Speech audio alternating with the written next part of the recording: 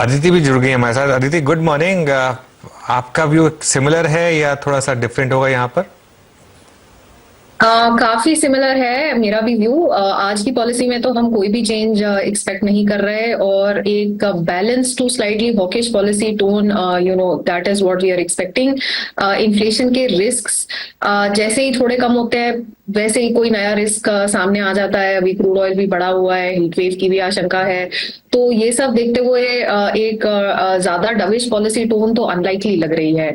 Fade का हमारा ये मानना है कि अर्लीस्ट कट जून में हो सकता है, जून से थोड़ा लेट भी हो सकता है। और हमें अपनी एमपीसी की तरफ से लग रहा है कि स्टांस चेंज अगस्त के पहले बहुत अनलाइकली है। और बेसलाइन केस अभी यही है कि अगर रेट कट होगा तो वो अक्टूबर के बाद ही होगा। रेट कट होगा तो अक्टूबर के बाद ही होगा। इकोनॉमिस्ट इस बात पर लगभग एकमत है कि अभी आज की पॉलिसी में कुछ नहीं होना। सुनील जी, मार्केट क्या सुनना चाहता है? कि मैं सहमत हूं इनके आउटलुक से। तो मार्केट ने भी वो डिस्काउंट कर लिया है। तो मार्केट ये सुनना चाहता है कि आरबीआई की जो ग्रोथ के जो एक्सपेक्टेड आंकड़े हैं वो अच्छे दिखे, क्योंकि एक रेट कट आके सपोर्ट ना दे सही मार्केट को। अगर ग्रोथ के नंबर, जो जनरली आरबीआई का डेटा जो आता है एक रिलायबल डेटा होता है, तो वो ग्रोथ का अनुमान देंगे ना अगले 3-4 क्वार्टर्स के लिए, वो अगर रोबस्ट ग्रोथ की आउटलुक दिखे ना तो मार्केट खुश होगा।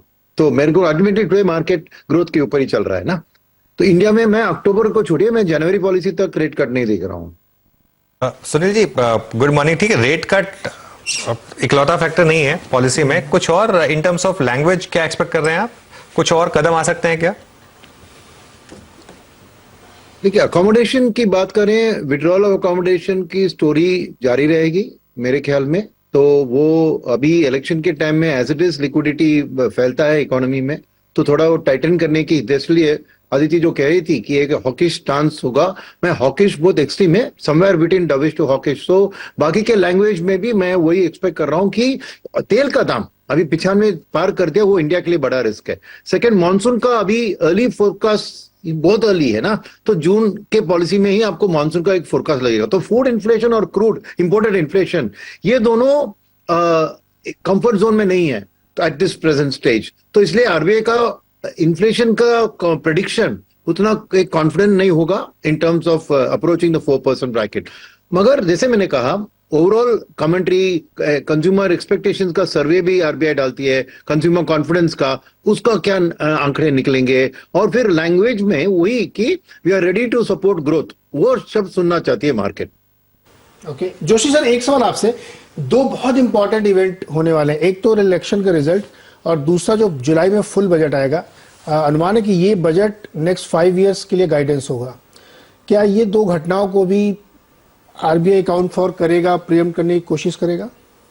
देखिए, जहां तक बजट का सवाल है, करंट गवर्नमेंट जो है अगर ये वापस आती है तो ये तो फिस्कली कंजर्वेटिव रहे हैं शुरू से, और जो इंटरिम बजट में फिस्कल प्रेडिक्शंस हैं वही मुझे लगता है फाइनल बजट में भी होगी।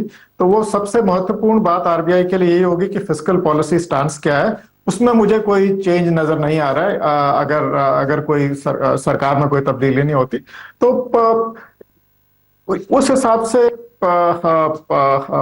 ये बहुत ज्यादा इन्फ्लुएंस नहीं करेगा आरबीआई की पॉलिसी को, क्योंकि वो यही मान के चलेंगे कि जो करंट स्टांस है फिस्कल वही चलेगा। और एक तरह से ये अच्छी बात है, कम से कम फिस्कल पॉलिसी आरबीआई के रेट कट के रास्ते में नहीं खड़ी होगी, क्योंकि वो फिस्कल डेफिसिट को कम कर रहे हैं, और उस वजह से जो एक स्टिमुलस मिलता है इकोनॉमी को फिस्कल, वो थोड़ा कम होगा, तो इन्फ्लेशन पे भी प्रेशर उससे कम पड़ेगा। तो ये एक मैं इसको इस तरह से, इस नजरिए से देखता हूँ कि कोई ज्यादा महत्वपूर्ण नहीं है ये फाइनल बजट और इंटरिम बजट में डिफरेंस। आई थिंक वो जहां तक रेट कट का सवाल है, वो इन्फ्लेशन प्रोजेक्शंस, बाकी सेंट्रल बैंक्स क्या कर रहे हैं, इन सब चीजों को लेके तय किया जाएगा। फिस्कल पॉलिसी रास्ते में नहीं आएगी।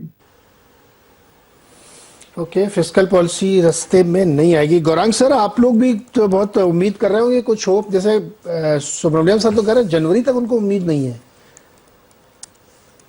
तो जैसे महानुभाव पैनल पर सब मौजूद है, उन्होंने एक राय दी है। हमारी भी राय वही है कि ब्याज दरों में कटौती इस बारी तो मुश्किल है, टिप्पणियों पर ज्यादा ध्यान दिया जाएगा। और दो चीज, एक तो बढ़ते हुए कच्चे दाल $90 के आसपास ब्रेंट 86 के पार नाइमेक्स, दूसरी तरफ रुपया 83-30 के पार, और एक सबसे बहुत महत्वपूर्ण घटना या फिर इवेंट जो होने वाला है वो है 19 अप्रैल से पहले चरण के चुनाव शुरू हो जाएंगे। ऐसी परिस्थिति में मेरे ख्याल से और एक बार विराम लेने की विचारधारा रखेंगे गवर्नर साहब, लेकिन उनकी टिप्पणियों पर बिल्कुल ध्यान दिया जाएगा, जिससे शायद थोड़ा बहुत अनुमान और आकलन लगाया जा सके। ओके, सुनील सर, पीएसयू बैंकों में बहुत शानदार मोमेंटम रहा है, यहाँ पर क्या अभी भी आपको